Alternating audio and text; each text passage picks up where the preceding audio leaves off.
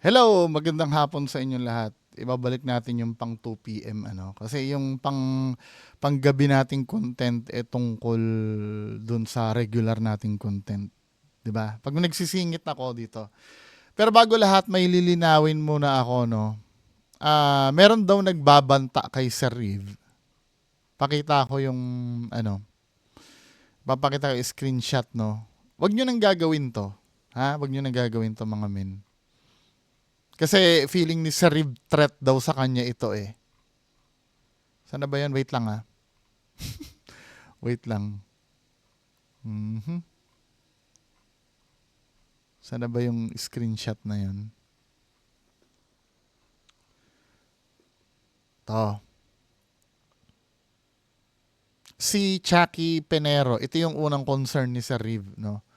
Yung nag-comment daw na baka magulat ka, Reeve, may bumaril sa'yo sa labas ng bahay mo na viewers ni Bungo. I believe hindi naman gagawin ito ng mga follower ko. Feeling ko naman. Pero wag na kayo magko-comment ng ganito, ha? Wag na kayo magko-comment ng ganito. Pangalawa, na concern ni Sir Reeve, 'di ba naghamon ako ng burahan ng channel. Buti na lang. Buti na lang, 'di ba? Naghamon akong burahan ng channel kung mapapatunayan niya na ako yung unang nag-ano kay Boss Moki, yung unang ah gusto magpaligwak sa souls. Nung nakalkal niya, ako pala yung una nagsabi, 'di ba? Ito August 18. Sabi ko, need natin ligwakin si Boss Moki. May nag-tip sa akin pero di pa ako confirm. Noong time kasi na hindi ko pa confirm kung ano 'yon, 'di ba? Sabi kong ganun. Wala namang kinalaman sa GH pero regarding sa personal stuff, sabi kong ganun. So, malinaw na ano, ako pala yung unang nagsabi. At least kahit papaano, malilinaw natin dito yung mga problem. So, proceed tayo sa main topic, 'di ba?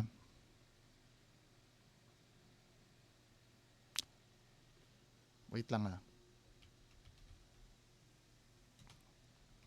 Proceed tayo sa main topic. Itong topic na to, nagti-trending ito ngayon eh. Yung kay Maris Racal. Hindi naman sa nakaka-relate ako ah. Sorry ah. Hindi naman sa nakaka-relate ako. Konti lang naman. Hindi kasi 'di ba yung kay Maris Racal, 'di ba may ano, may nag-leak na convo, no? May nag-leak na convo dun sa usapan nilang dalawa ni Anthony. Hindi ko kilala kung sino yung Anthony. Actually, sa totoo lang, mga kababayan ko, yung mga bagong artista ngayon, wala na akong alam. Kasi more on Netflix, Disney Plus na lang ako, YouTube. Pero yung sa mainstream na ano,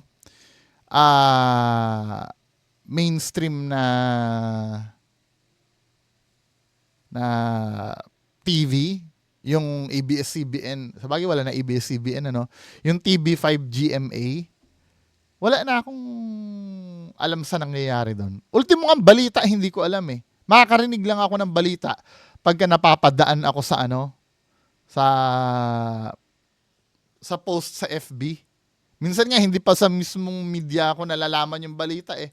Sa mga vlogger na rin lang eh. 'Di ba? Anyway, ito pag-uusapan natin, 'di ba? Alam naman natin, most of you, alam na yung nangyari kay Maris Racal na nagkaroon sila ng ugnayan. Kalab team niya ba 'yon? Sorry ha, ulit hindi ko alam. Ang alam ko lang yung issue pero yung mga involved na tao, magkalab team ba sila si Maris Racal at Anthony? Tama ba ako? Paki-correct ako if I'm wrong ha. Tapos si Maris Racal ay girlfriend ni Rico Blanco. Tama. Tapos ang nag-leak nung convo ay si ano, yung girlfriend ni Anthony, 'di ba? So ito, may nagja-justify dun sa ginawa nila. Ako, I do agree naman na karumal-dumal yung nangyari na yon. Pero may nagja-justify. Tingnan natin itong ano. Shit, ang nasakit talaga ng ano ko. Hindi, banda rito ang masakit. So, ang sabi dito, ah, please don't hate M&A. Ang tinutukoy sa pagkakaalam ko, ang tinutukoy dito na M&A ay si Maris tsaka Anthony, tama? Please don't hate Maris and Anthony. Let me tell you the other side, 'di ba? I'm a friend of Rico Blanco and Rico Blanco na to, kung tong R na to, sino pa ba tong R na to? Rico and Maris. Tama ba? Maris Racal, yun ang name. I witnessed everything. Maris was in the middle of exploring and learning. R was there pero di sila palagi magkaintindihan because of different point of view in life. Sobrang perfectionist ni R to the point na lahat na lang ng galaw ni Maris pinupuna niya. Lahat ng sasabihin or di sasabihin, she was like a baby na palaging sunod-sunuran kay R and always in the position na everywhere may isasuggest siya or mag-open kay R, si Rico Blanco yun siguro, di sila magkaintindihan. Rico always tell her na gawa-gawa lang yung mind niya. So ginagaslighting daw ni Rico Blanco na umabot na sa point na parang ayaw na niyang magkomento kasi palagi lang siyang tatablahin ni R. Ako, at some point ng buhay ko, naranasan ko din ito. Kaya kumawala ako. Kung ano man ibig ko sabihin, 'di ba? Yung every time na may sasabihin ka, tatablahin ka, 'di ba? Yung every time na magi-explain ka, tatablahin ka, no? I don't know kung alam niyo yung meaning nung yung tatablahin, yung parang yung ako naranasan ko naman every time na magi-explain ako, yung para bang mali na agad ang sasabihin mo. Minsan, isang word pa nga lang, bullshit na agad yung sasabihin mo. Hindi lang naman sa relationship nangyayari yan eh. Kahit sa ibang, sa ibang ng buhay mo, sa ibang aspeto ng buhay mo. Kahit sa magulang ko, naranasan ko yan eh. Yung halimbawa, inaano ako, bad trip kasi yan, men. Yung halimbawa, hindi ka maintindihan, tapos mag-i-explain ka, tinatabla ka na kagad. Yung hindi pa nalalaman yung buong diwa ng explanation mo, tinatabla ka na agad, di ba?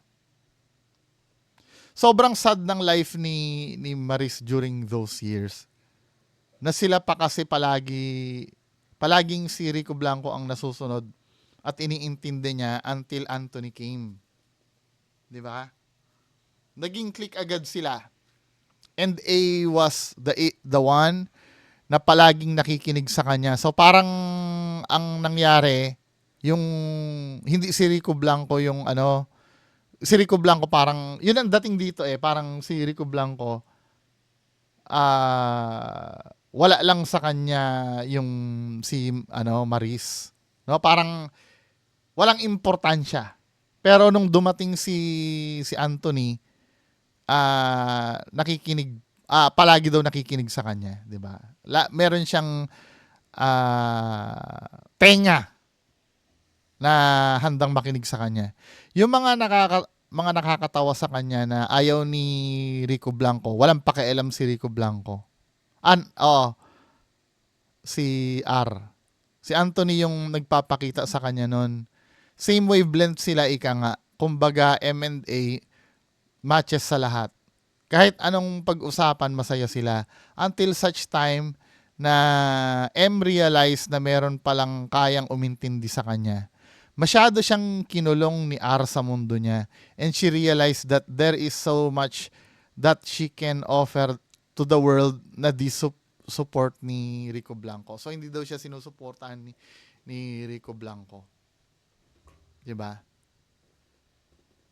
Ako, partially, parang na feel ko yan do sa dating-dati pa na nakaranasan ko. Na parang may tao na hindi talaga nakasupport sa'yo na yung alam mo yung feeling mo sa sarili mo, ang dami mong potential. Tapos, hindi nakasupport sa'yo. 'Di ba? Na parang ang tingin lang sa'yo ay alipin ka, no? Matagal nang nakikipaghiwalay si M kay R, pero ayaw ni R until R proposed. So nag-propose parang ano, ayaw siyang pakawalan, 'di ba?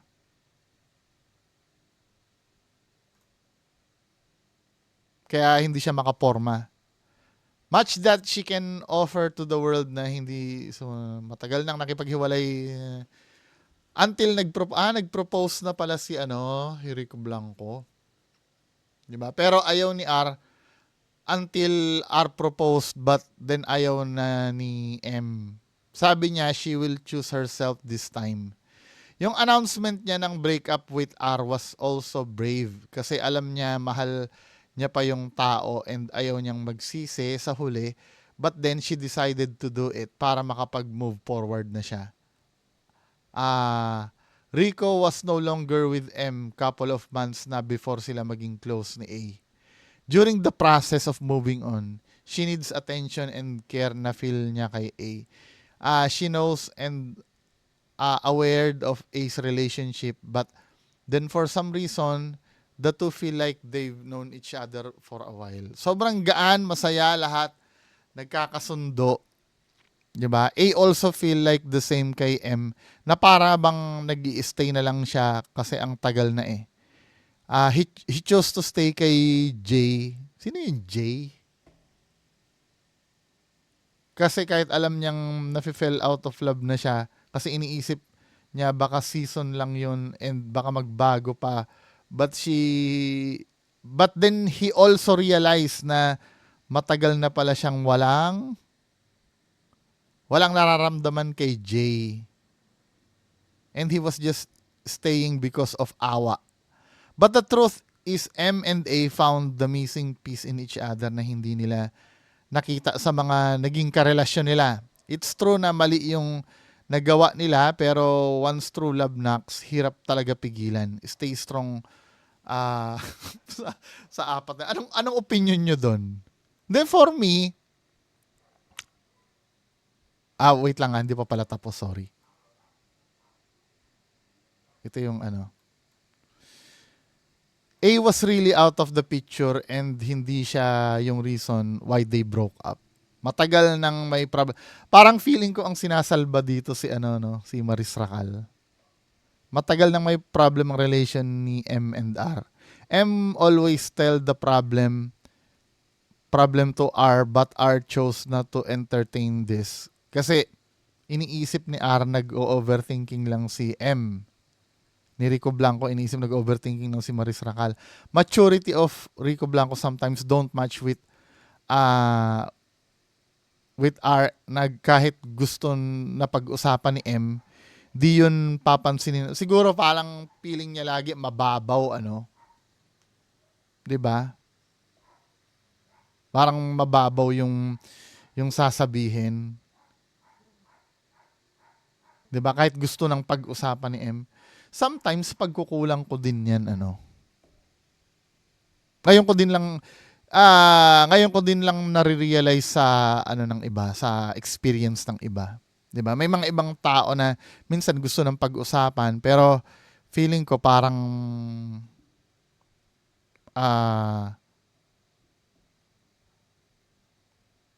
yung parang wala lang, 'di ba? Minsan may mga ganun sa sobrang siguro sa dami ng iniisip, no? Ito yung mahirap sa matured na tao. Tahimik lang sila, walang pakialam. And palagi sila yung nasusunod. Masyadong nasakal si M sa ganitong relasyon. Rico thought na palagi lang nagdadrama si M every time na nag-open siya ng mga thoughts niya. Masayahin din si M and kalog, pero palaging gets ni Rico Blanco yung humor ni M to the point na laging tinatablanan. Siguro makulit kasi ito na minsan kaya hindi mo na alam kung yung ginagawa ni Maris Racal pag-iinarte na lang. I mean, 'di ba, minsan nagtatantrums si Maris Racal. Siguro parang iniisip ni Rico Blanco baka mamaya part lang 'yun ng pagiging immature ni Maris Racal. For 5 years, she chose to stay kasi natatakot siyang mag-isa, but then she realized na kaya niya palang kumawala sa ganong relasyon. 'Di ba? May hope pa pala after nung ano. Pero feeling ko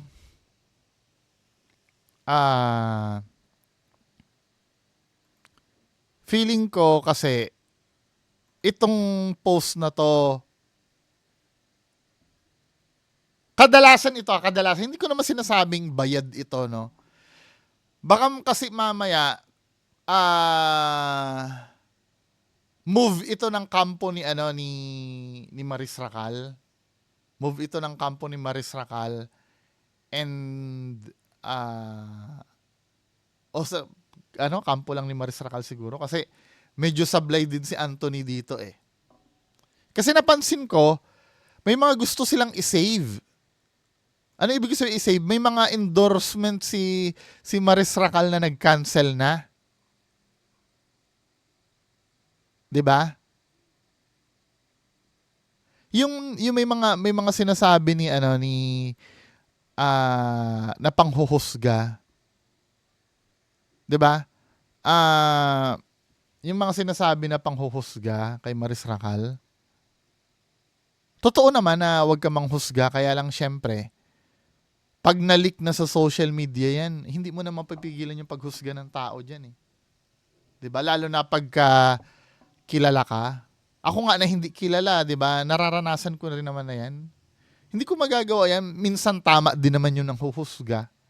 'Di ba?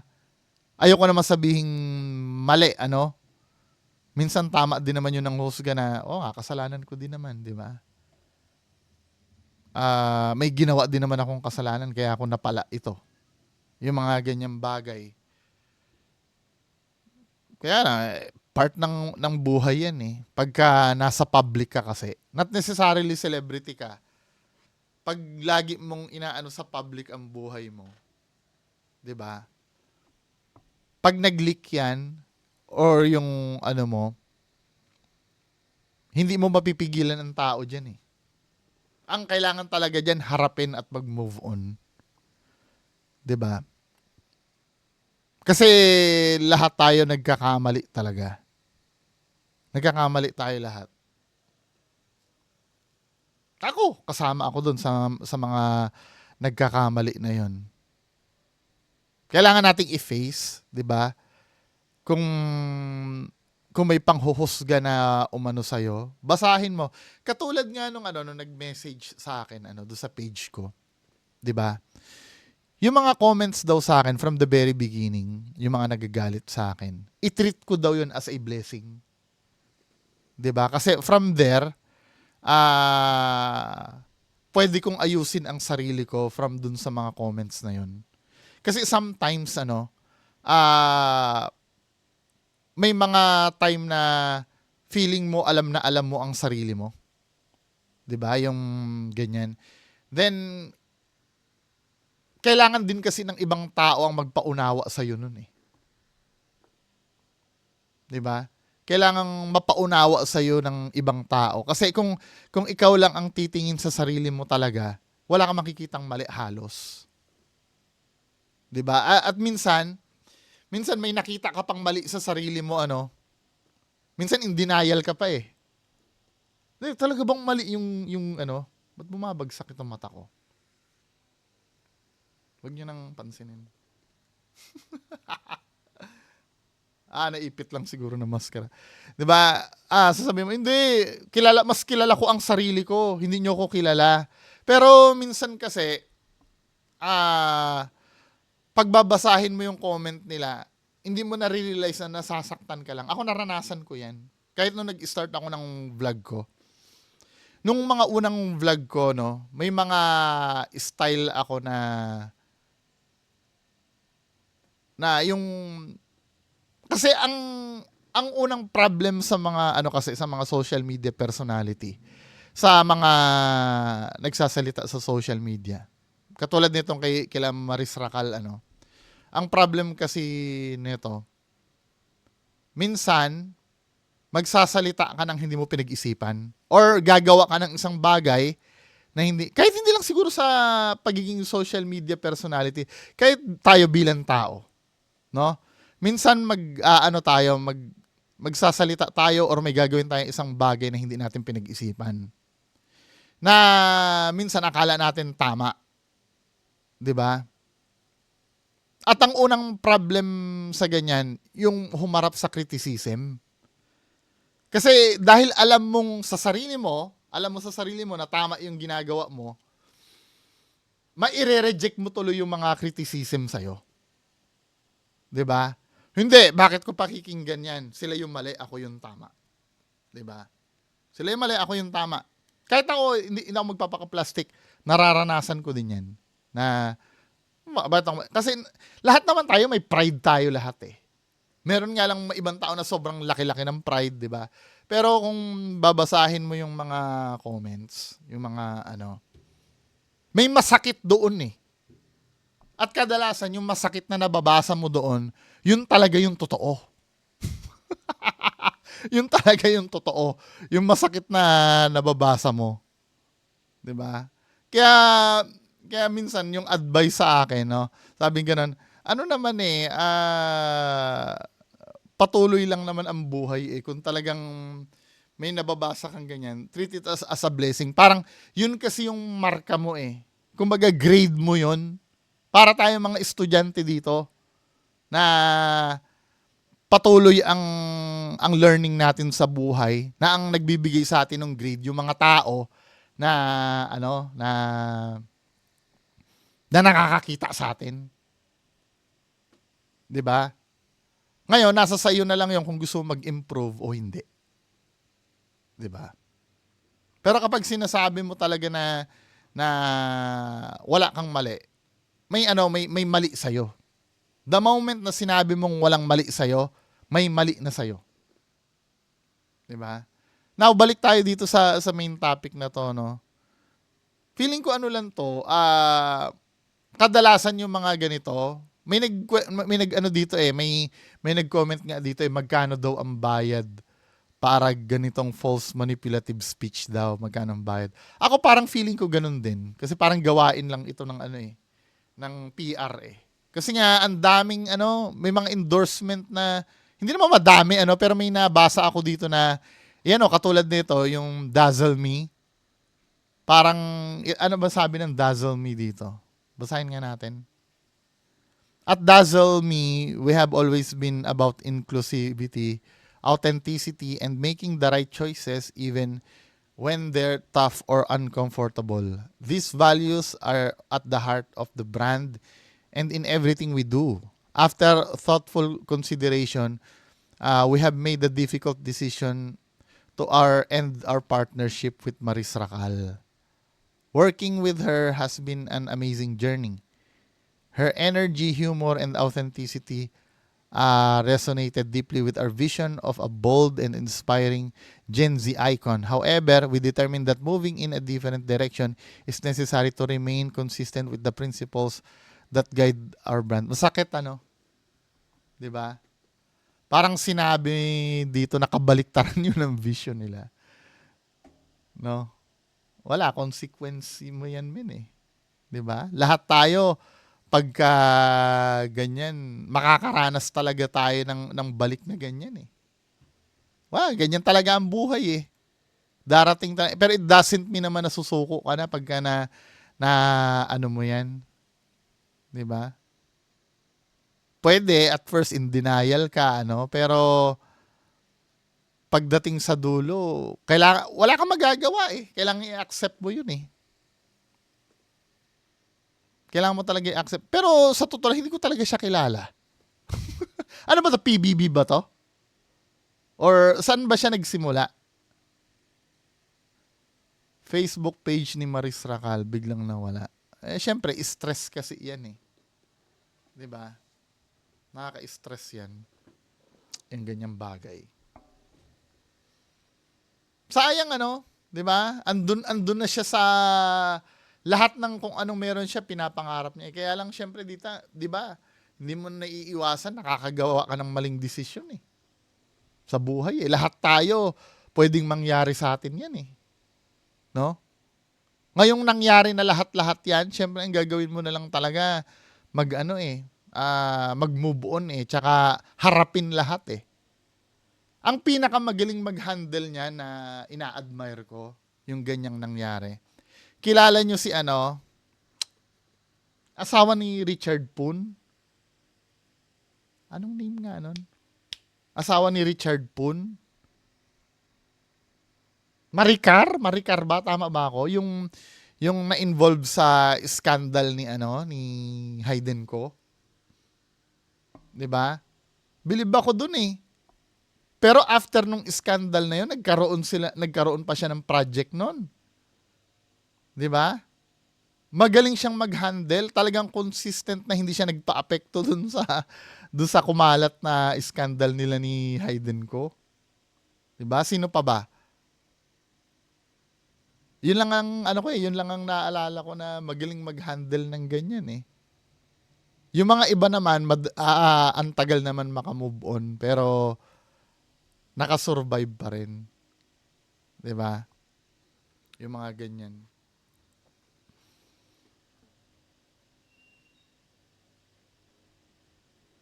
Vlogger pala siya. Actress, singer, songwriter, host, vlogger, and endorser from Tagum City. Taga Tagum.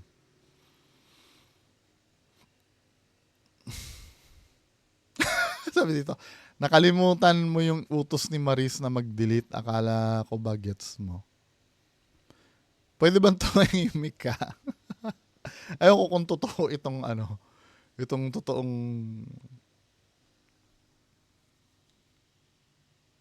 ayan o, nag, nag-aalisa na yung mga endorsement.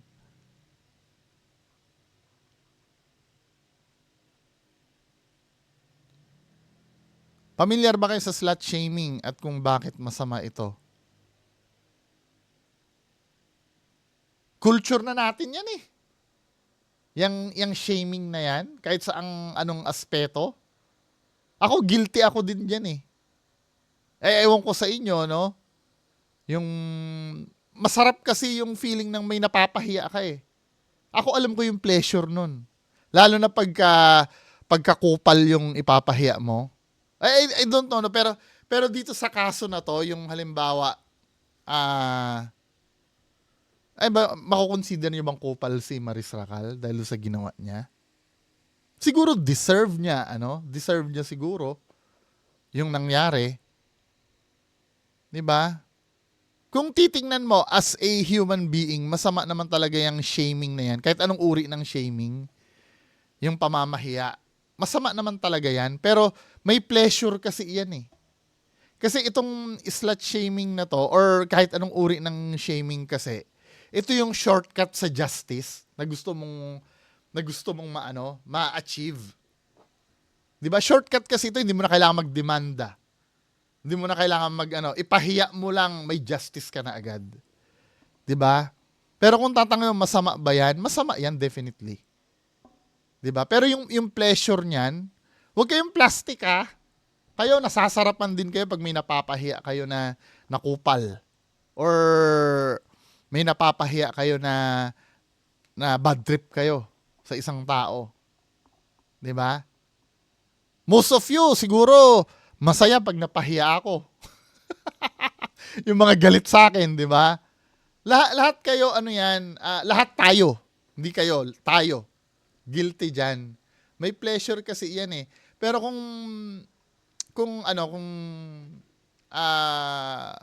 tatanungin niyo ako, masama ba 'yan? Masama 'yan. 'Di ba? Panghuhusga kasi ito. However, nandun kasi yung facts na talagang talagang nagkamali ka eh. 'Di ba? Nag-aagaw nga sa isip ko eh kung panghuhusga ba yan o hindi. Kasi sa akin kasi yung panghuhusga kung hindi mo alam yung totoo. Pero minsan may mga bagay kasi na alam mo na talaga na pwede mo na siyang direktang sabihin nun. O let's say halimbawa, nakita ng mata mo na hinugot niya yung wallet nung nung tao, 'di ba? O sasabihin mo, "Oy, magnanakaw oh, magnanakaw oh." Hindi naman panghuhusga yun dahil nakita mo talagang ginawa niya yun eh. 'Di ba? Kahit whatever kung ano yung reason behind kasi walang makain yung pamilya niya, hindi pa rin lulusot eh. 'Di ba? Hindi pa rin lulusot eh. Sabihin mo man na nagawa niya lang yan kasi walang makain ng pamilya niya. Masama pa rin kasi yung pagnanakaw. At sa ayaw at sa gusto mo, magnanakaw ka pa rin. 'Di ba? Kaya hindi ko rin naiintindihan yung konsepto ng panghuhusga eh. Sometimes, no, sinasabi ko, siguro case to case basis, ano. Let's say nakapatay siya. Ano ang magandang reason bakit ka makapatay? Pwedeng sa line of duty mo dahil sundalo ka. Huhusgahan mo yan na nakapatay ng tao. Eh alam mo ba ang trabaho niya? Sundalo yan eh.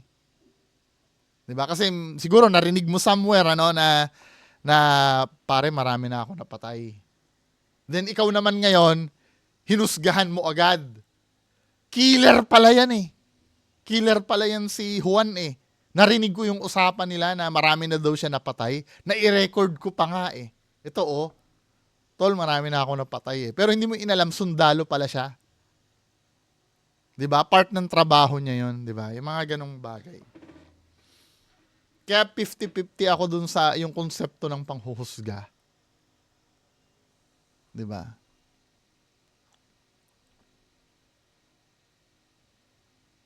Attorney Matias. As a lawyer, I hate cheating. Kahit BFF kami ni Maris, ang mali ay mali. Pero she and Anthony can file a formal complaint against... oo. Ito yung anti-wiretapping law. No? Pero parang ang kapal naman ng mukha nyo na magkakaso pa kayo, no?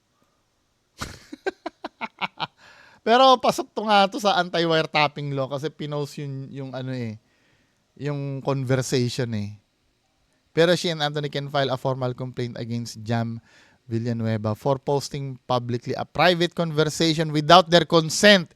It falls under Cybercrime Prevention Act, RA 10175. Sabi nung isa, yes, cheating is wrong, but publicly posting for exposing private matter like cheating. Ito yung sinasabi ko. Kaya laging ayaw ko ng personal. 'Di ba? Kung ano yung nilabas sa publiko, yun lang.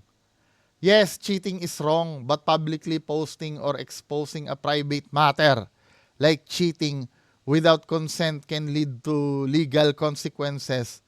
This may fall under laws regarding defamation, cyber libel, or invasion of privacy depending on the jurisdiction. Pero ang tanong, bakit ikaw bunga pinag-uusapan mo na private yon? Sa public ko na kasi nakita eh. Di ba tandaan nyo, whatever na ilabas mo sa public dyan, pwede na natin pag-usapan. Di ba? Kung halimbawa na pag-usapan na yan sa public, halimbawa both party na-acknowledge na nila na inilabas yan, pwede na natin pag-usapan sa public yan. Basta nilabas sa publiko. Kung ano man yung mga yon. Pero hanggat nilalabas sa publiko, personal pa rin yun. Ito, public matter na to kasi nailabas na to sa publiko eh. Wag nyo, hindi nyo na pwedeng sabihin na wag nyo nang pakialaman yung buhay nila. Hindi eh. Nabasa na natin yung screenshot eh sa publiko. 'Di ba? Nag-trending na nga ito eh. Paanong bawal pang pakialaman yan, 'di ba?